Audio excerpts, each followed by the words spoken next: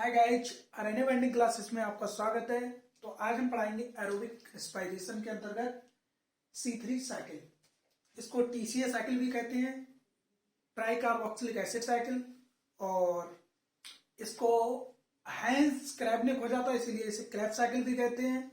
और इसका first product citric acid होता है, इसीलिए इसे सिट्रिक एसिड साइकिल भी कहते हैं। लेकिन इससे पहले हम थोड़ा आपको एरोबिक के बारे में और बता देना चाहते हैं। यह माइटोकॉन्ड्रिया के मैट्रिक्स में होती है साइकिल, माइटोकॉन्ड्रिया के मैट्रिक्स में चलती है। और इसके सारे एंजाइम होते हैं वो माइटोकॉन्ड्रिया के मैट्रिक्स में ही पाए जाते हैं, एक्सेप्ट सक्सिनेट डिहाइड्रोजिनेज। इसको छोड़कर जितने भी एंजाइम होते हैं वो माइटोकॉन्ड्रिया के मैट्रिक्स में पाए जाते हैं।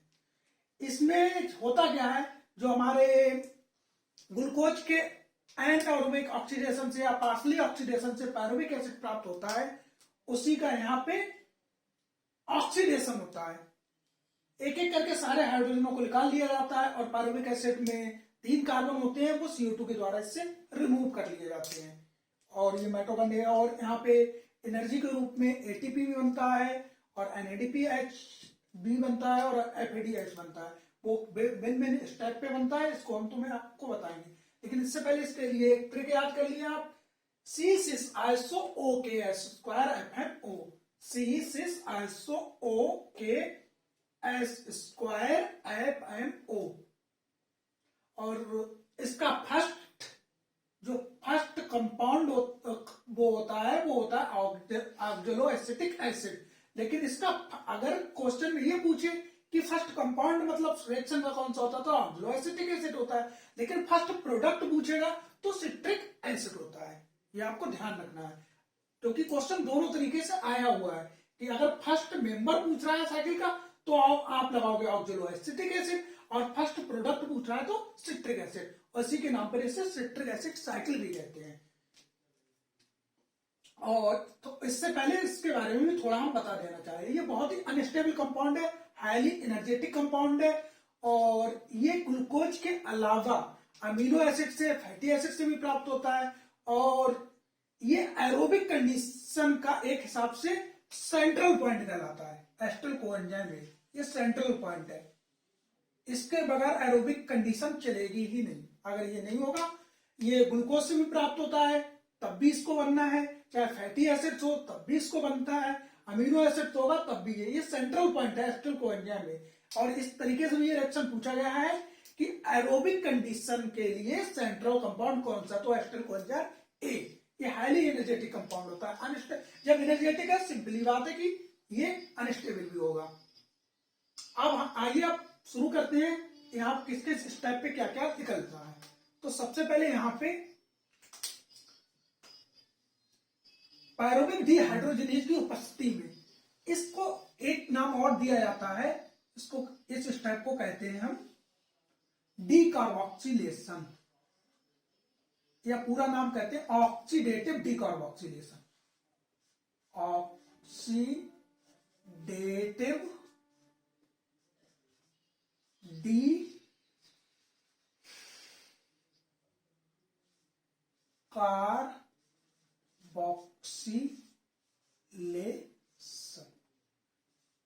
Oxidative decarboxylation. इसे ऑक्सीडेटिव डीकार्बोक्सिलेशन क्यों कहते हैं? डीकार्बोक्सिलेशन मतलब कार्बन का निकलना। कार्बन का निकलना तो सिंपल सी बात है, यहां से एक CO2 लिख लेगा। और ऑक्सीडेटिव है मतलब यहां पे ऑक्सीडेशन भी हो रहा है पायरुविक एसिड का, तो सिंपल सी बात है, यहां पे हाइड्रोजन भी लिख लेगा तो हाइड्रोजन निकलता है। तो यहां पे NAD चेंज हो जाता है NADH2। तो यहां पे मतलब ऑक्सीडेटिव ऑक्सीजन मतलब ऑक्सीडेटिव हो रहा है, मतलब हाइड्रोजन निकल रहा है, तो ये ऑक्सीडेटिव होगा। डीकार्बोक्सिलेशन, कार्बन निकल रहा तो यहाँ पे CO2 निकल जाता है, इसीलिए कहते हैं इसे ऑक्सीडेटिव डीकार्बोक्सिलेशन, इसके नाम के आधार पर। और यहाँ पे होता है पायरुविक डिहाइड्रोजनेज, मतलब पायरुविक एसिड का हाइड्रोजन निकल रहा है, तो इसीलिए यहाँ पे पायरुविक डिहाइड्रोजनेज एंजाइम यूज होता है। हर स्टेप का एंजाइम उसके स्टेप से ही पता चल जाता है कि क्या होगा। पायरुविक एसिड का क्या हो रहा है, डिहाइड्रोजनेज, मतलब पायरुविक एसिड में से हाइड्रोजन निकल रहा है, इसीलिए यहाँ पे कहते हैं पायरुविक डिहाइड्रोजनेज। और यहाँ पे अब ये बन गया एस्टर कोएंजाइम में। लेकिन इसमें ये भी पूछा जाता है कि कौन कौन से कंपाउंड में कितने कितने कार्बन होते हैं, तो ये भी आपको हम बता दे रहे हैं। यहां से एक, यहाँ पे पहले थे 3 कार्बन, पायरुविक एसिड में कितने कार्बन थे, क्योंकि ग्लूकोज से 2 पायरुविक एसिड बने थे, तो ग्लूकोज में 6 कार्बन होते हैं, ग्लूकोज में 6 कार्बन होते हैं, तो ग्लूकोज से 2 बने थे, मतलब 3 कार्बन के 2 कंपाउंड बनते हैं पायरुविक एसिड, तो 3 कार्बन, यहां से 1 कार्बन निकल गया, तो एस्टर कोएंजाइम आपका कितना बचा, 2 कार्बन का, 2 कार्बन का बचा। ठीक है, अब एक चीज और है, जो सिट्रिक एसिड होता है, इसको आप ध्यान रखना, ये होता है 6 कार्बन का, ये 6 हो गया, और ये भी 6 कार्बन का होता है, ये भी 6 कार्बन का होता है, और ये भी 6 कार्बन का होता है। लेकिन ये होता है सेंट्रल पॉइंट, ये होता है आपका 5 कार्बन का। सारे कार्बन सबके याद रखना, क्योंकि इस तरीके से काफी क्वेश्चन पूछे गए हैं। ये तो होगा 5 कार्बन का, और यहाँ पे होता है 4 कार्बन। आपको ये सब समझ में आ जाएगा कि 4 कार्बन कैसे हुए और यहाँ पे 6 कार्बन कैसे हुए, आप सारे स्टेप अभी हम समझा देंगे आपको। ये 4 कार्बन का होता है, ये भी 4 कार्बन का होता है, और ये भी 4 कार्बन का होता है। तो इस स्टेप से तो आपको समझ में आ जाएगा कि ये 4 कार्बन और 2 कार्बन मिलकर बन जाते हैं 6 कार्बन। तो ये स्टेप तो आपको समझ में आएगा, 4 2 मिलकर हो जाता है 6 कार्बन का कंपाउंड। अब यहां तक सारे 6 कार्बन के यहां तक होते हैं। यहाँ पे 5 कार्बन कैसे आता है, मतलब 5 कार्बन आएगा तो सिंपल सी बात है, यहाँ पे एक CO2 निकला होगा, और यहां से 5 कार्बन से 4 कार्बन हुआ, मतलब यहाँ पे भी एक CO2 निकलेगा। और एक स्टेप और ध्यान रखना, जहां I से O होगा वहां पे या तो हम एंजाइम से याद रखो, अगर एक चीज याद रहेगी, एंजाइम याद रहेगा तो आपको पता चल जाएगा, और ये चीज याद रखना, I से अगर O होगा तो वहां पे डिहाइड्रोजनेशन होगा, कहीं पे भी देख लेना, जहां पे O आएगा, I से O होगा, या जहां पे O आएगा वहां पे मतलब डिहाइड्रोजनेज होगा, तो वहां पे NADH बनेगा, याद रखना। ये एक ये है, डिहाइड्रोजनेशन हो रहा है, मतलब NAD बनता है NADH2 में, और यहां पर भी यही हो रहा है, O आ रहा है, तो यहां पर भी हो गया NAD, चेंज हो जाता है NADH2। और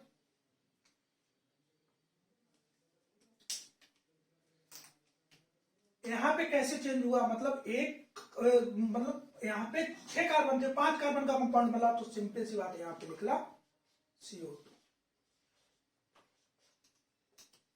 और ये भी है, ये बीच के सनम समझ लो, जब सनम आते हैं तो एक सनम के आने के बाद, एक सनम के जाने के बाद हम क्या निकालते हैं, गैस निकालते हैं। तो एक सनम के आने के बाद CO2 छोड़ते हैं, और एक सनम के जाने के बाद CO2 छोड़ते हैं। तो एक सनम के आने के बाद, एक सनम के जाने के बाद हम क्या छोड़ते हैं, गैस। और एक बात, यहाँ पे अगर सनम जाएंगे तो जाते जाते कम से कम थोड़ा बहुत तो खर्च करा के जाएंगे, सिंपल सी बात है। जब सनम जाएंगे तो खर्च तो कराएंगे, तो खर्च कराएंगे तो यहाँ पर थोड़ी सी हमारी एनर्जी भी निकल जाती है, यहाँ पे थोड़ी सी हमारी एनर्जी निकल जाती है। अच्छा, ऐसा करते हैं, ये CO2 को नीचे लिख लेते हैं, यहाँ पे सनम जाते जाते थोड़ा खर्च तो करा के जाएंगे, तो यहाँ पे एक NAD से चेंज हो जाता है NADH, यहाँ पे CO2 निकल जाता है, CO2 निकलने के बाद NADH2 में चेंज हो जाता है, हो गया। और यहाँ पे 2S के बीच में, 2S के बीच में निकलता है तुम्हारा GDP चेंज हो जाता है GTP में, और ये तुरंत ADP को एनर्जी, ADP को चेंज कर जाता है ATP में, ATP में चेंज कर देता है। और एफ से पहले भी आपको याद रखना है, यहाँ पे क्या निकलता है, एफ ए डी कन्वर्ट हो जाता है F A D H2, F A D change हो जाता है एफ ए डी। सही है,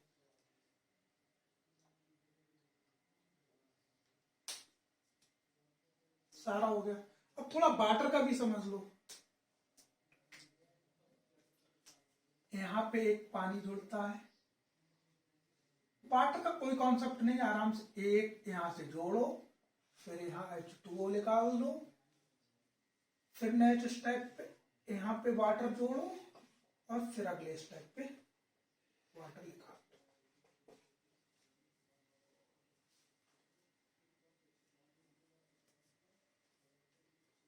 एक वाटर और जुड़ता है यहाँ पे मैलिक एसिड की जगह, यहाँ पे वाटर जुड़ता है H2O। सही, तो आपको ये समझ में आया। अब एंजाइम को समझा दें हम। देखो ये है एकोनिटेज, तो एकोनिटिक एसिड से पहले एकोनिटेज यूज होता है, सिट्रिक एसिड से पहले सिट्रिक सिंथेटेज, सिट्रिक एसिड का निर्माण मतलब सिट्रेट सिंथेटेज एंजाइम यूज होता है। एकोनिटेज से पहले एकोनिटेज, यहाँ पे भी एकोनिटेज, और डिहाइड्रोजनेज मतलब हाइड्रोजन का निकलना, डिहाइड्रोजनेज। ये आइसोसिट्रिक एसिड का क्या हो रहा है, डिहाइड्रोजनेशन, तो आइसोसिट्रिक एसिड डिहाइड्रोजनेज एंजाइम याद रखना ऐसे ही नाम से। आइसोसिट्रिक एसिड का क्या आ रहा है, डिहाइड्रोजनेशन, तो इसी के आधार पे आइसोसिट्रिक एसिड डिहाइड्रोजनेज। ऐसे इसका आइसोसिट्रिक डिहाइड्रोजनेज। फिर यहाँ पे अल्फा कीटो ग्लूटेरिक एसिड, तो यहाँ पे अल्फा ब्यूटेरिक डिहाइड्रोजनेज का यूज होता है। क्या यहाँ पर भी डिहाइड्रोजनेशन होता है किसका, अल्फा कीटो ग्लूटारिक एसिड का। फिर सक्सिनिल कोएंजाइम इसका सक्सिनेट थायोकाइनेज का यहाँ पे यूज होता है। और यहाँ पे सक्सिनिक एसिड का भी डिहाइड्रोजनेशन हो रहा है क्योंकि यहाँ पे हाइड्रोजन निकल रहा है, एफ ए डी H2 में चेंज हो रहा है, तो यहाँ पर भी हाइड्रोजन निकल रहा है, तो सिंपल सी बात है यहाँ पर भी डिहाइड्रोजनेशन हो रहा है, इसीलिए इस पे होता है सक्सिनेट डिहाइड्रोजनेज। फ्यूमेरिक एसिड, तो यहाँ पे फ्यूमेरेज, और यहाँ पे मैलिक एसिड है तो मैलिक एसिड का डिहाइड्रोजनेशन हो रहा है, तो मैलिक डिहाइड्रोजनेज यूज होता है। अब ये पायरुविक एसिड है कितने हमारे, एक। तो माय डियर फ्रेंड्स, हम आपको पढ़ा रहे थे कि एक पायरुविक एसिड से कितने NADPH2 एंड कितने FADH2 एंड कितने ATP बनेंगे। तो यहाँ से हम काउंट कर ले रहे हैं। पायरुविक एसिड से एक ये बनता है, दूसरा इस स्टेप पे बनता है, तीसरा ये स्टेप पे, और चौथा इस स्टेप। अगर वो एस्टिल कोएंजाइम ए से पूछे तो 1 2 3, और पायरुविक एसिड से पूछे तो 1 2 3 4।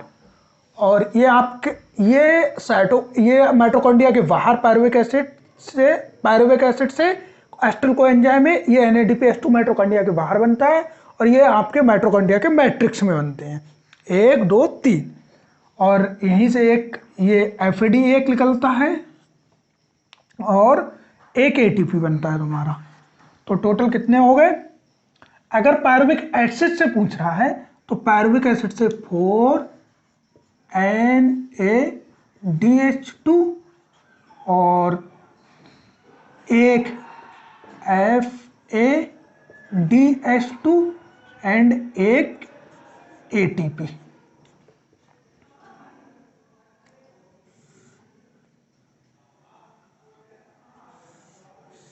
और अगर यहीं पे पूछे एस्टिल कोएंजाइम ए से तो यहाँ पे 3 आ जाएंगे, 4 की जगह, क्योंकि ये पायरुविक एसिड से एक अलग पहले ही बन जाता है, और ये एस्टिल कोएंजाइम से 1 2 और 3 बनते हैं। तो टोटल पायरुविक एसिड होते कितने ग्लूकोज से? 2, तो इनको 2 से कर दो इनटू। तो टोटल पायरुविक एसिड से कितने NADH2 बनते हैं? 1 2 3 4, और एसिटिल कोएंजाइम 1 से 1 2 3।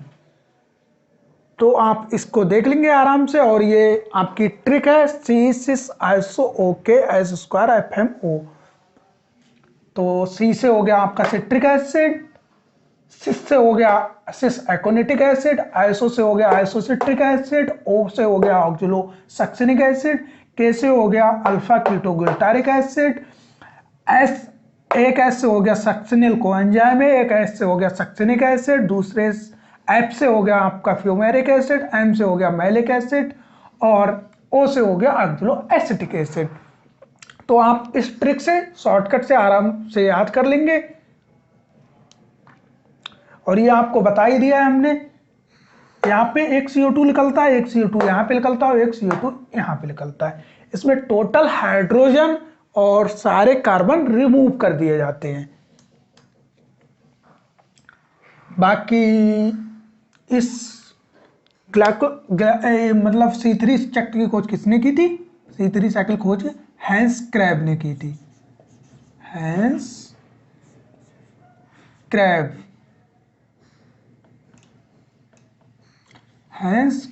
ने की थी, हैंस क्रैब्स ने की थी। तो इन्हीं के नाम पे इसको क्रैब साइकिल कहते हैं, और इसका फर्स्ट प्रोडक्ट बनता है सिट्रिक एसिड, इसीलिए इसे सिट्रिक एसिड साइकिल भी कहते हैं।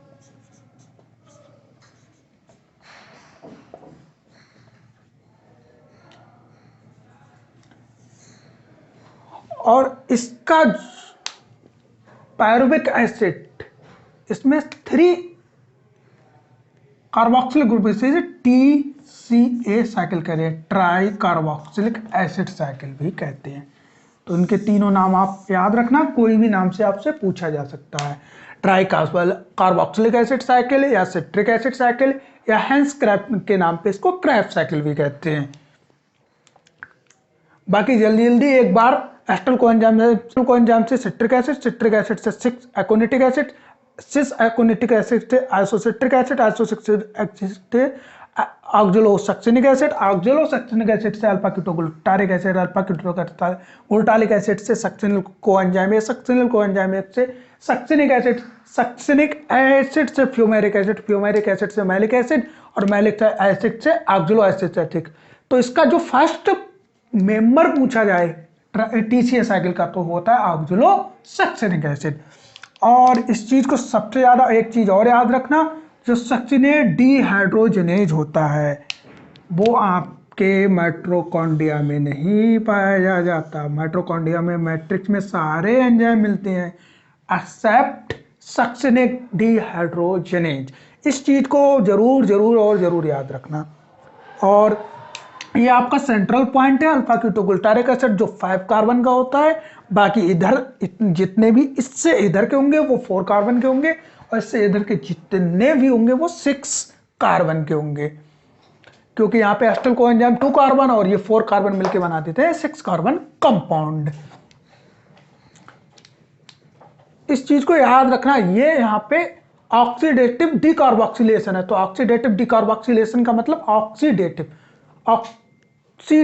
ऑक्सीडेशन हो रहा है, मतलब ऑक्सीडेशन, यहाँ पे हाइड्रोजन रिमूव हो रहा है। डिकार्बोक्सिलेशन मतलब डिकार्बोक्सिलेशन CO2 का भी निकलना, डिकार्बोक्सिलेशन। तो यहाँ पे दोनों स्टेप होते हैं, और ये पायरुविक डिहाइड्रोजनेज की उपस्थिति में होता है। एंजाइम होता है पायरुविक डिहाइड्रोजनेज, और ये एसिटिल कोएंजाइम 2 कार्बन कंपाउंड होता है। इसको जरूर ये बहुत ही अनस्टेबल कंपाउंड होता है, हाईली एनर्जेटिक कंपाउंड होता है, और ये सेंट्रल पॉइंट होता है। चाहे ग्लूकोज हो, अगर ग्लूकोज से साइकिल चल रही है तब भी ये बनेगा, अगर अमीनो एसिड से साइकिल चल रही है तब भी ये बनेगा, या फैटी एसिड जितने भी होते हैं उनसे भी ये सेंट्रल पॉइंट होता है। बगैर इसके कभी भी क्रैब साइकिल नहीं चलेगी।